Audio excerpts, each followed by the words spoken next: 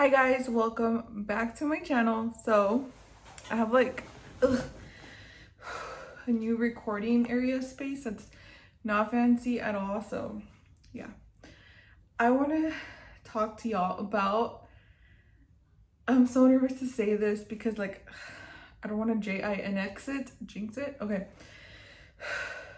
I can't breathe because I drank a lot of water and then I went upstairs and my belly feels like it's moving with water in it, like a waterbed. Okay, so I want to talk to y'all about my symptoms before my BFP. So I got a BFP. I got a big fat positive, and I'm nervous to talk about it because I feel like I'm doing bad juju to talk about it so early. But at the same time, I want to tell you guys what's going on, why I haven't uploaded for so long, and what's going on right now. Also, these came in, so that's like a sign I never had boobs. So that's funny. I got my BFP maybe 2 weeks ago, I believe. And currently I'm 4 weeks. No, I must have had it 1 week and some days ago because I'm 4 weeks and 4 days today. And I wrote everything down on my period tracker app, which is what I'm going to show you, this guy. And right now it says I'm this far along, 4 weeks, week 4, and it kind of gives you like a description, which I really like.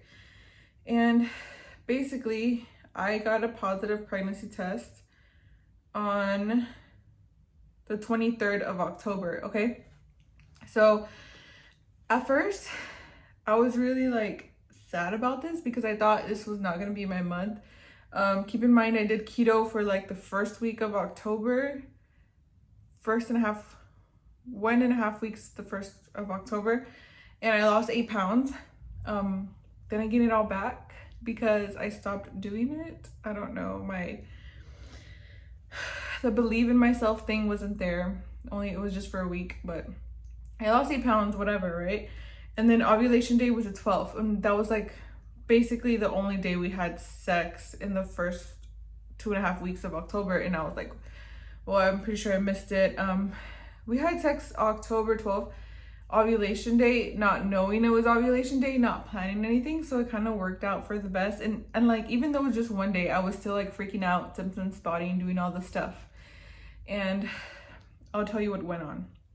Okay, October 12th, I had egg white cervical mucus, very fertile, intimate, and protected. Okay, so that's what I put down.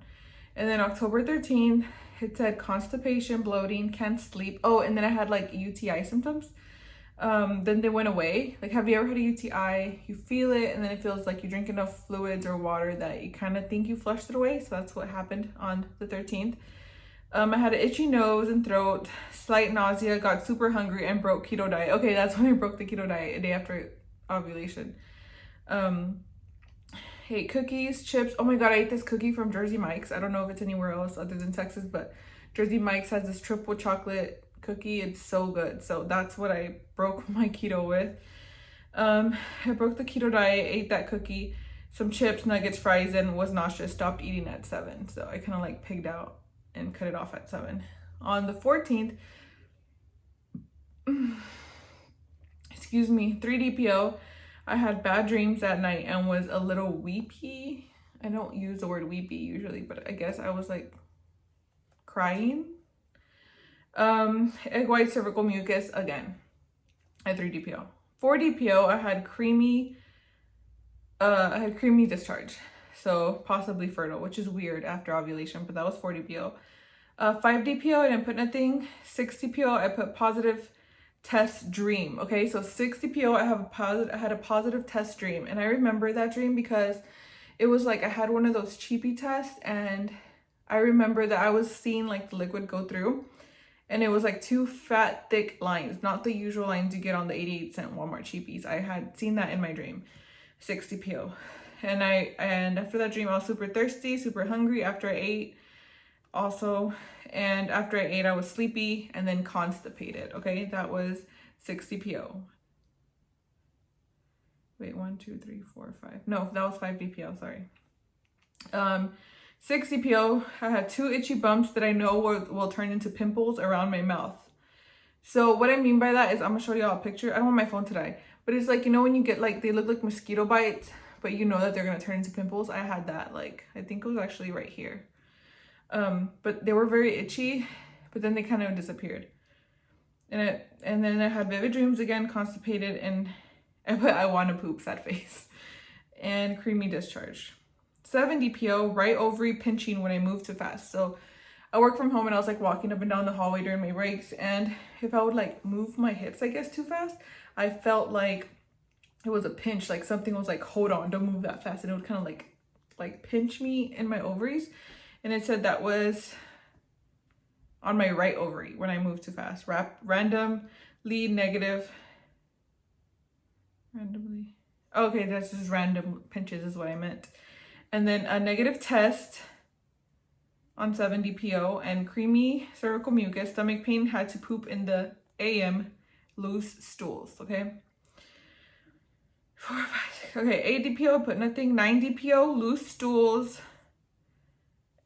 and intimate unprotected. Okay, so 1, 2, 3, 4, 5, 6, 7, 8, 9 DPO, I had like loose stools. Basically, what I mean by loose stools is like, it wasn't technically like diarrhea, but it was just like when you went and it all came out, and it was like, just, you know, it was not constipation, basically. 10 DPO says headaches, like pinching in both ovaries. So I had headaches, and then I had pinching, like I said last time, but this time was in both ovaries. And a lot of nausea, then hunger, then it would come and go. Nausea and the hunger would come and go. 11 DPO, I had my positive pregnancy test. And this was my equate 88 cents. It took a while, but then the line came up. I'm gonna do another video with my test line progressions. I have my test downstairs, or I could just show y'all right here in a second. So the 23rd, which was 11 DPO, I got my positive. And then I got a positive digital, which was super exciting. And this is when I waited to tell my husband on Saturday, the 24th. Okay, so positive digital clear blue. 13 DPO, put nothing. So I stopped noting everything after I got my positive digital on 12 DPO. Okay, so let me find y'all my picture of when I had my pregnancy test, and I sent like, so here's my positive clear blue. That was just another one that I took.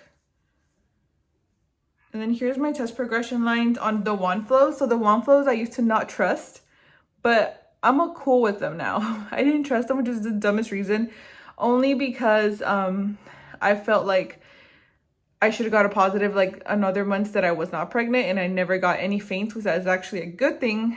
So you see how they were gradually going up. The first two, they were basically, the first two was 1 day, and then the second two, I think the first two were probably around 11 DPO, and I was basically testing hourly until 12 DPO, and that's like the darkest I've tested. I wasted them all, so it's not like I've continued to test. And that's basically it. I did take these guys, and this one I took, I think 12 DPO and by the hour, so they kind of all look the same. These are the clear blue 6 days sooner. So you can see a slight difference between the first and the third one. So these are 12 DPO, like 1 hour, 4 hours, and like 6 hours. Like I was out of there. I was using all the tests that I had ordered on Amazon. And yeah, these are just some more pictures of I think the first one, and I think that's it. So I'm currently, let's see how far I am. What did I say? 4 weeks? 4 weeks, day 4. Okay, so baby's due date is supposed to be July 7th. I feel good, okay? I feel good this time about it all. The only thing that stresses me and I kind of think about every day, and it kind of makes me sad, is that I'm not at my goal weight. But I talked to my OBGYN. I had my pap smear October 20th, and what's funny is I was supposed to go to a fertility clinic on Monday. I was supposed to go on Monday, and I'll tell you that date. I was supposed to go on Monday the 26th, but the weekend before I had a positive test. So they called me and followed up on the appointment, and I let them know that I had a positive test, and they're like so happy, and they said, okay, thanks, call us if you need us. But that's the funny part. I had told my new OB about my past miscarriages, and so she recommended a fertility clinic, and turns out we got pregnant in October. And so yeah, my first appointment is November 25th, and that's when I go see my doctor for my first ultrasound. I'm kind of nervous, but I have a good feeling. I'm already taking prenatals.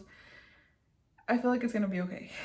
So yes, that's what's going on, and I'm gonna update y'all with I guess we can do like, do y'all care for the weekly updates? You can let me know, because I know much doesn't change throughout the weeks, and especially like in your first trimester, but maybe symptoms if I have any.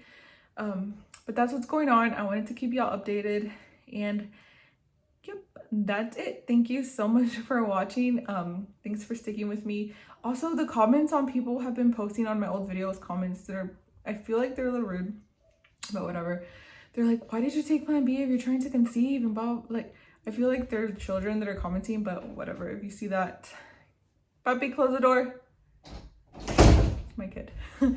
If you see that, okay, I feel like I explained myself. I had a miscarriage. I was having unprotected sex. I was still like not mentally ready. I don't know if you're ever mentally ready after a miscarriage, but I took a Plan B because I was scared to go through the same thing. I was scared to go through a miscarriage. It was so traumatizing for me, I think, the first time.